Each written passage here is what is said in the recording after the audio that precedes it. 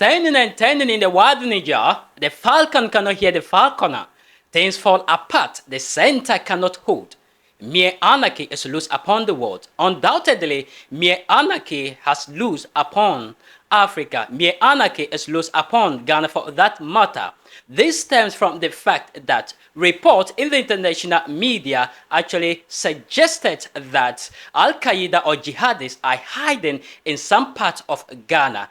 And Ghana government has reacted to that viral report. This and many more coming your way. My name is Paul Lingua, and if you're new to this channel, kindly subscribe and turn on the notification bell so that whenever we drop new content, you'll be the first to get notified.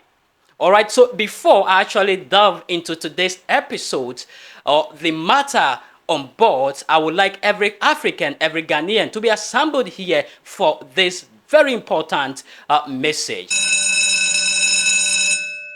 All right, so quick one. Report, okay, actually published by Reuters, okay, suggested that there are jihadists or Al-Qaeda, okay, hiding in some parts of the country.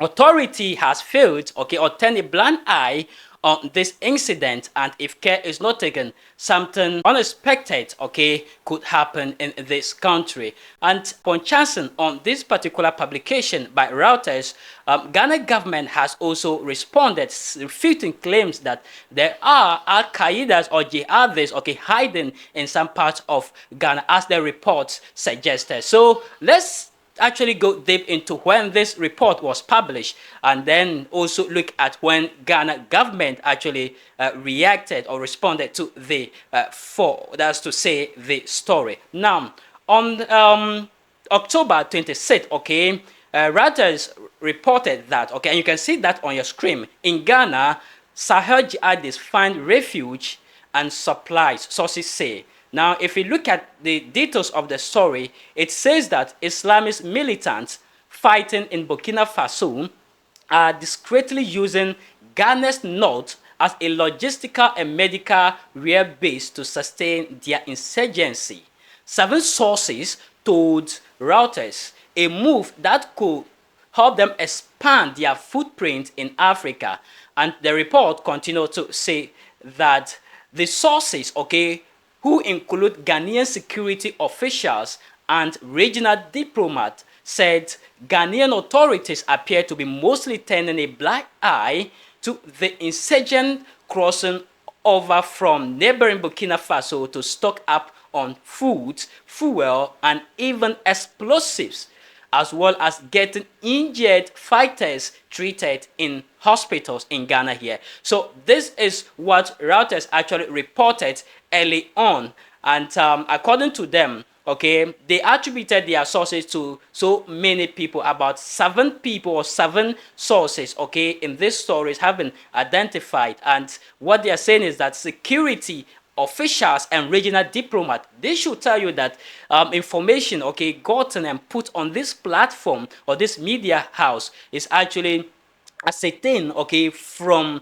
officials of the government. And if Ghana government actually came out to also refute such claims, then it's not adding up. It's something that I can actually think far about it, okay? Because if the diplomat, okay, or security officials lay out this information, okay, or put out this information to journalists, which turn out to be on their website, and then Ghana government comes to say this, that means that something is not going on somewhere. Okay, fine. So let's look at it this way. So those diplomats and then the security officials, are they saying that they do not have that strength or that capacity, okay, to lay off their information to the national security of this country, or what is it? Now, let's look at it this way. What I do know is that when there is something like this issue of security, the media house has to contact the government, okay, security agencies, okay, or the country security agencies to talk about this, and not to put it out there. And this is sensitive information. So if media house put this out there, it raises eyebrow, you get it. And they now, that's to say the jihadists or the Al-Qaeda now moderate their movement, they restrict their movement. and no one can clamp them down. You see, so I would have wished that Reuters actually contact, okay, Ghana government to tell them how this information they had, okay, about jihadists or Al-Qaeda, okay, should be, you know, looked at and not to put it out there. Now, let's look at what Ghana government has also said, okay, with regards to that report put out there by Reuters. And according to what we have here, the report from Ghana government says that Ghana's government on Saturday rejected Reuters reporting on Islamist militant in Burkina Faso that found they are discreetly using neighboring Ghana's north as a logistical and medical base to sustain their insurgency. In a statement, okay, released, Ghana's security ministry said there were no non-aggression policy or tacit agreement with militant groups. Then it went on to say that the ministry strongly rejects the portrayal of Ghana as a supply line for militants. Ghana's counter-terrorism efforts are richly commended by her partners in the relentless regional and global fight against terrorism. So this is what the statement said, and this is coming from Ghana government. So you could see that the Ghana government has refuted what you call such claims, okay, put out there by Reuters, and it's bit, you know, conflicting and dicey. But then, just as I said early on, issues like this should have been looked at, okay, in a private way and not put out this way by that media house. But then I don't know why the media house actually also did this, because we know in the journalism, when media house is chance or privy to issues that has to do with security, and for that matter, okay, this kind of security threat, okay, it should be, you know, a conversation between that media house and that of the country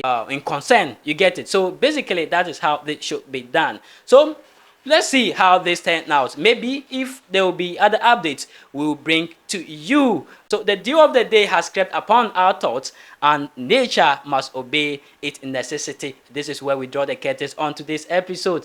Until we meet again in our next video, and if you're new to this, kindly subscribe and turn on the notification bell so that whenever we drop new content, you'll be the first to get notified.